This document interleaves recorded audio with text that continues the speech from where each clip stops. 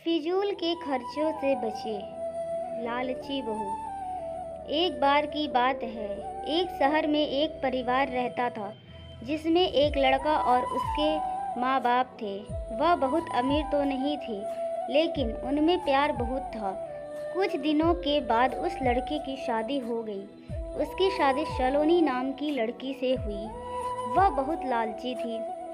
वह अपने पति को किटी पार्टी में जाने के लिए बार बार नए कपड़े और गहने लाने को बोलती थी। उसके पति ने उसको समझाया कि अपने बराबरी वालों से ही दोस्ती करनी चाहिए।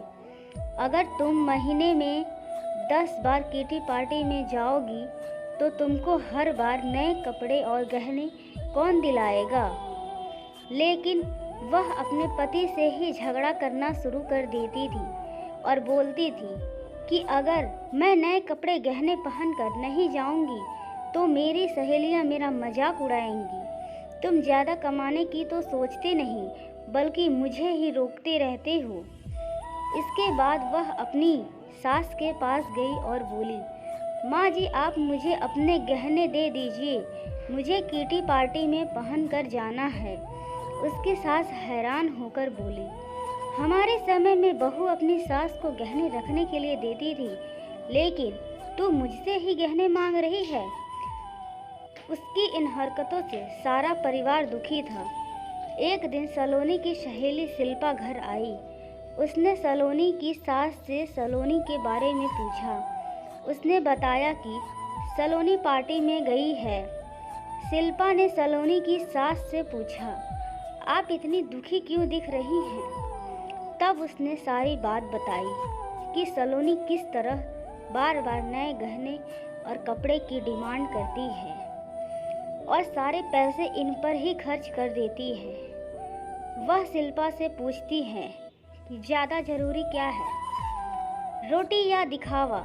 शिल्पा ने कहा कि ज़रूरी तो रोटी ही है, लेकिन सलोनी को यह बात समझानी होगी। सलोनी की सास ने पूछा, वह कैसे? इसके बाद शिल्पा ने कहा, देखते जाइए। कुछ देर बाद वह जब रसोई में गई तो उसने देखा कि घर का सारा राशन गायब था। राशन के डिब्बों में गहने थे और अपनी सास से बोली, यह क्या है? घर का सारा राशन और फर्नीचर कहाँ गया?